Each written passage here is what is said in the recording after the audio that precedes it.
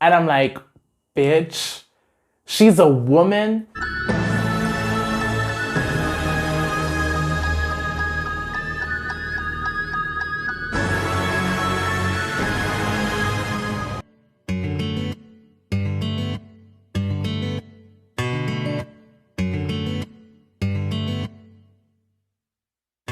Hey guys, welcome back to my channel. My name is Zwa, and today we are talking about episode 2 of the new Disney Plus MCU series, Loki. Like I said last week in my review, these reviews are going to be spoilery. Like, we're going to dive straight into spoilers, like from the get-go. So if you haven't watched the episode, go out there and watch the episode right now. This episode I was on the edge of my seat. So go out there, watch the episode, and then you can come back and then we can talk about it and discuss.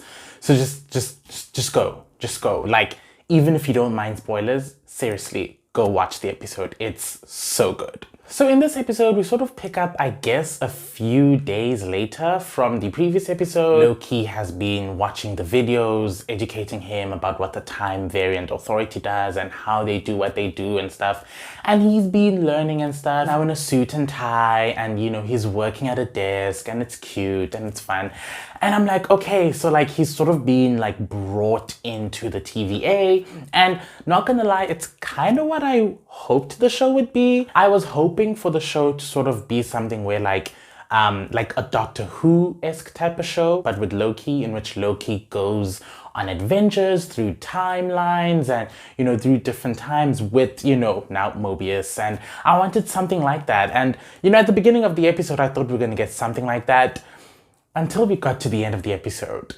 And I don't want to get to the end of the episode right now, but bitch, the last 10 minutes of this episode had me screaming. Like, I was screaming so loud that the person below me, like the room below me, asked me if I'm okay. And I'm like, no, I'm fine. But child, the last 10 minutes were exhilarating. You know, like Loki and the TVA are trying to catch this, you know, Loki variant. They're struggling. It's super hard. There was a scene in which Mobius was like, to Loki, was like, you know, if you play your cards right, you could get an audience with the Timekeepers. I was like, wait, hold up. Hold the phone. So I really hope that they're utilizing this dramatic principle called Chekhov's gun. The principle states that if you introduce something or an element into like a dramatic scene or a dramatic, you know, whatever, then that element has to come into play at some point in the story. So my chat is, right,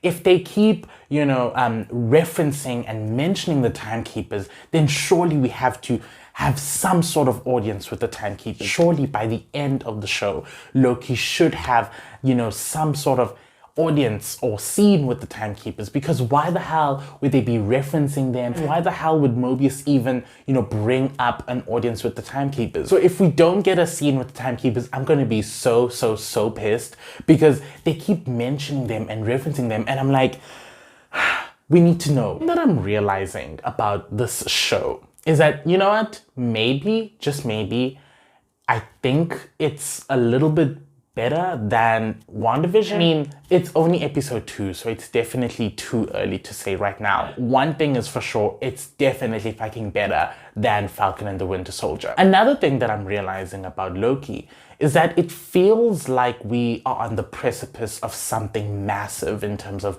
phase 4 of the MCU. I'm becoming more and more interested to see where the show will, you know, take us, you know, within Loki's own sort of universe. But I'm also interested to see where the show will take us going forward in the MCU, in phase 4 of the MCU. It really does feel like they're introducing so much that could, you know, expand the MCU in a very big way, especially when I hear that, you know, Kang is going to be the villain of Ant-Man 3, which is a bit strange because like Kang or Kang is an extremely big character in the comics. So I hope that maybe this is how we introduce this massive character. I feel like Loki is sort of like the precipice of something big in the MCU, and I'm really excited to see where it goes. Get to the scene in which Loki and Mobius are trying to figure out where the hell could this variant be hiding? Then we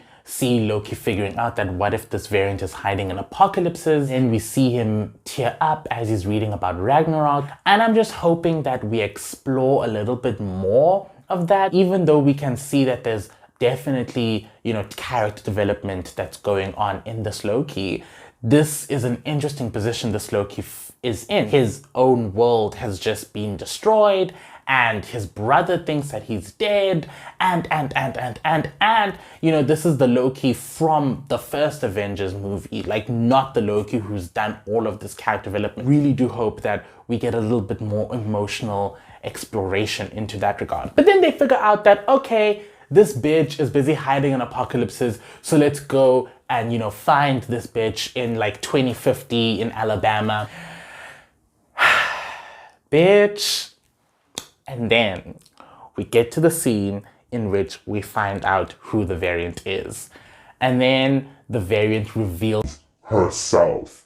And I'm like, bitch, she's a woman. In that moment, I was like, honestly, both of these Lokis could ruin my sacred timeline and I wouldn't care. I don't know this bitch, but she could madden up my multiverse and I would thank her. I was like, bisexual panic. I was like, bitch, I don't know who you are, but I like your style, I like your swagger.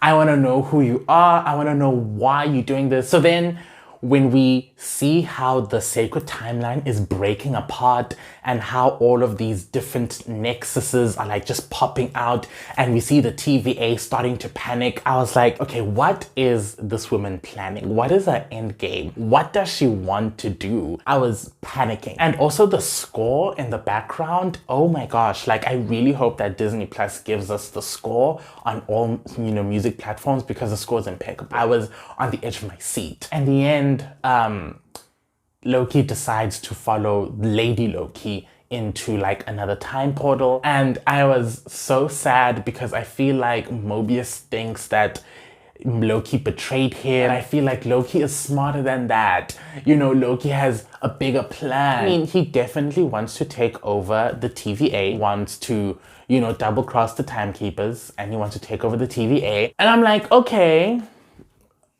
standard Loki shit. Obviously, I feel like our favorite anti-hero, there's a bigger plan. There's a bigger plan. Like, there's something else in the background. Also, who is Lady Loki? Just doing my little bit of research, I found out that Lady Loki is Enchantress, who was basically sort of created by Loki. You know more about Enchantress, please, comment in the comment section down below.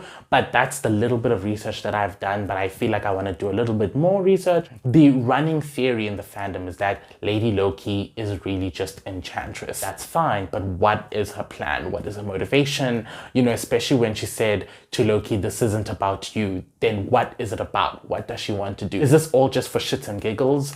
Or does she want to cause like another multiverse timeline war? And I feel like all of these elements that were introduced in this episode and the previous one about the multiverse timeline war and the Timekeepers, they have to come into play sometime in the season. Something as big as the multiverse timeline war, that's something that has to come into play. You can't introduce such an interesting, intense concept and not really play with it somehow. So I really hope that maybe that's where we're heading in the story. That's where we're heading towards, the final few episodes. All in all, we're getting somewhere. We're getting somewhere with the story, and I'm really excited to see where we're going. Yeah, I'm really having a fun time with the show. So let me know how you found episode 2.